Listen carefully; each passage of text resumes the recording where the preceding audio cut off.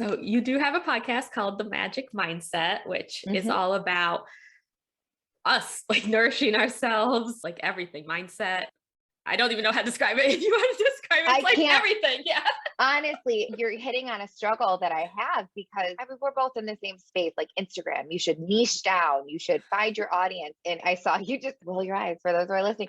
It is impossible for me to niche down for that reason because what lights me up is so big and it's so broad that focusing on one thing just feels really depressing. And so that's why I went with the name because at least mindset kind of casts a big umbrella. There's a lot of ways that we could approach that. But yeah, if I had to pick one passion, it would certainly be the way we treat our bodies. But again, that's it. What does that mean? It's how we sleep, it's how we eat, it's how we move.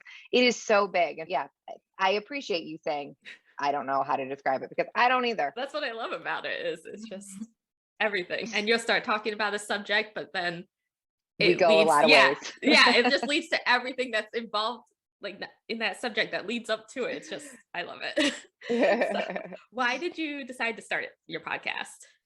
It was one of those things. I think, like a lot of podcast creators, that it was a should for me for a very long time. I felt like I should be doing it and I wanted to do it, but I had a lot of fear around it. The traditional stuff: who would listen? What would they think?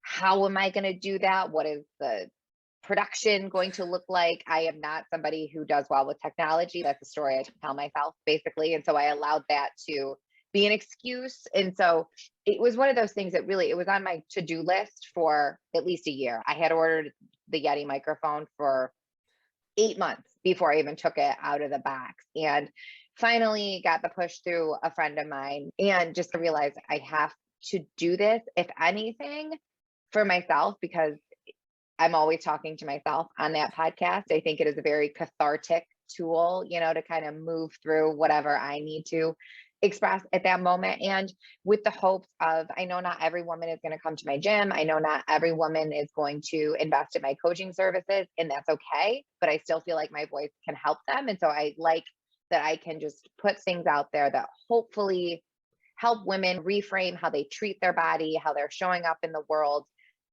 be a little kinder to themselves, absolutely call their BS when they need to too. And so I hope, at least my hope is that it's helping people just figure out how to be kinder to themselves and look at the world a little differently. Yes, I will say it is doing that because I love listening to it. Thank But you. yeah, but that's why I started this podcast, the mindset of podcasting, because a lot of people, when they want to start a podcast, all that stuff comes up. My voice is horrible. Who wants to listen to what I have to Mhm. say? All of those Mhm. things. And so I want to help women like get over that hurdle of your message needs to be heard. Like somebody is going to resonate with you. And you certainly do. You remind me. I love watching your Instagram stories and seeing your process of how you do it. But I really appreciate the consistency that you show with your business, of how we can see every single day of how you show up for it, for yourself, but also for all the women that you're helping through navigate their own process. And I love that because, again, here I am going off on a tangent about things that aren't related, but that's the magic secret, I feel like. And so the more I see people just do things consistently, I find it inspiring, of just, oh wow, they're just doing the work, they're showing up.